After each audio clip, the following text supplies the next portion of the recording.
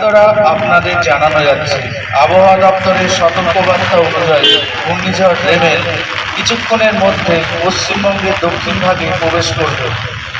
আপনারা সতর্কতামূলক পদক্ষেপ গ্রহণ করুন। ঝড়ের সময় বাড়ির মধ্যে থাকুন, বিশেষ করে মজবুত ও পাকা বাড়িতে আশ্রয় নিন। ঝড়ের সময় বৈদ্যুতিক তার পড়ে থাকলে তাতে হাত দেবেন না। বৃষ্টির জমা জলে কোনো বৈদ্যুতিক তার পড়ে থাকলে সেই রাস্তা এড়িয়ে চলুন। বড় গাছের নিচে থাকবেন না। প্রচারে নিবার থানা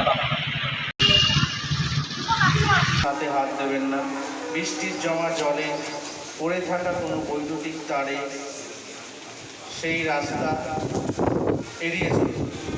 বড় গাছের নিচে এত দ্বারা আপনাদের জানানো যাচ্ছে, আবহাওয়া দপ্তরের না প্রচারে নিবার থানা।